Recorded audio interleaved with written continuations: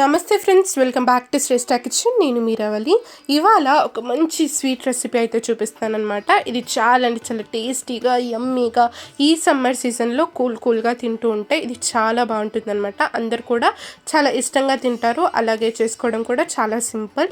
So ఈ sweet name వచ్చేసి నవాబీ సేవాయి అంటారనమాట. ఇది చాలా అంటే చాలా టేస్టీగా, కమ్మగా, సూపర్గా ఉంటుంది. ఈ నవాబీ సేవాయిని ఎలా చేసుకోవాలో నేను ఈ వీడియోలో చూపిస్తాను. వీడియో చివరి వరకు చూడండి. సో ముందుగా స్టవ్ మీద ఒక పాన్ పెట్టేసుకొని ఇక్కడ ఒక 2 టేబుల్ స్పూన్ల నెయ్యి నేను ఇక్కడ తీసుకున్నాను. నెయ్యి మంచిగా కరిగాక ఇందులోకి డ్రై ఫ్రూట్స్ వేసుకుని వేయించుకొని పక్కన పెట్టేసుకుందాం. నేను ఇక్కడ కొన్ని బాదం ముక్కలు, కాజు ముక్కలు ఇలా వేసుకున్నాక ఇవి కొంచెం రోస్ట్ అయ్యాక ఇందులోనే కిస్మిస్ కూడా వేసేసుకొని మంచిగా రోస్ట్ చేసుకొని వీటిని పక్కన పెట్టేసుకుందాం. ఇప్పుడైతే కడాయిలో ఇంకొక 1 టేబుల్ స్పూన్ నెయ్యి యాడ్ చేసుకున్నాను. నెయ్యి మంచిగా వేడయ్యాక ఇందులోకి నేను షీర్ కుర్మా చేసుకునే సేమ్యాలు ఉంటాయి కదా, సన్నగా ఉంటాయి, అవి నేను ఇక్కడ వాడుతున్నాను ఈ డెసర్ట్లో. ఇది సన్నగా ఉండే సేమ్యాలు తీసుకుంటే చాలా బాగుంటుంది. ఈ డెసర్ట్ సూపర్గా ఉంటుంది, టేస్టీగా. ఈ సేమ్యాలు నెయ్యిలో ఒక 2-3 నిమిషాలు బాగా వేంపుకున్నాక ఇందులోకి నేను రుచికి సరిపడా షుగర్ని వేసుకుంటున్నాను.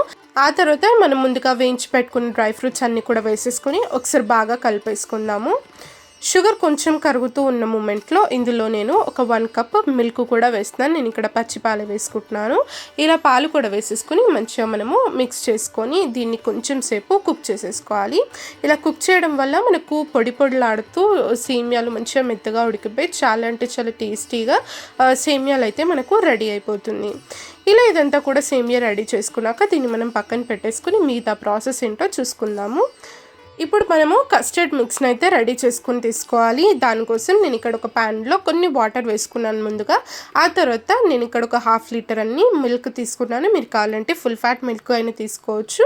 ఇలా పాలల్లోకి కొన్ని వాటర్ కూడా వేసేసుకొని మంచిగా పాలని బాయిల్ చేసుకోవాలి. పాలు బాయిల్ అయ్యే గ్యాప్లో నేను ఇక్కడ ఒక పేస్ట్ ప్రిపేర్ చేసుకుంటున్నాను. ఒక మిక్సీ జార్లోకి ఒక 6 లేదా 7 కాజు ముక్కలు వేసుకొని ఒక 3 టేబుల్ స్పూన్స్ అంత కస్టర్డ్ పౌడర్ వేసుకొని పాలు వేసుకొని మంచిగా ఇలా మనము పేస్ట్ లాగా రెడీ చేసుకొని దీన్ని మనం పక్కన పెట్టేసుకుందాం.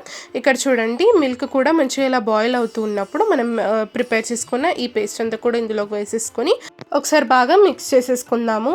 ఇందులో మనం కస్టర్డ్ పౌడర్ కూడా వేసాం కాబట్టి మనకు ఇప్పుడు ఈ మిశ్రమం అంతా కూడా ఈజీగా చిక్కబడిపోతుంది.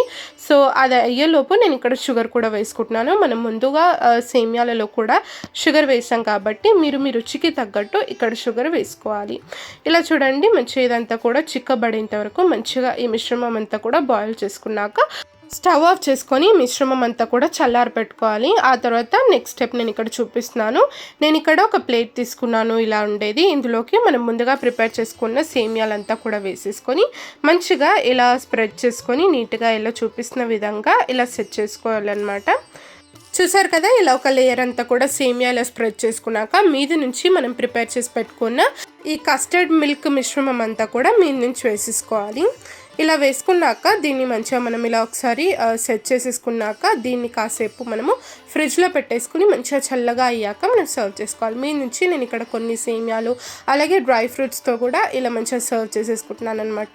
చూడండి, మనకు ఈజీగా ఈ నవాబీ సేవ అయితే రెడీ అయిపోతుంది. దీన్ని మనం మంచిగా కూల్ చేసుకున్నాక ఇలా కట్ చేసుకొని సర్వ్ చేసుకుంటే సరిపోతుంది. చాలా టేస్టీగా నవాబీ సేవ అయితే రెడీ అయిపోయింది.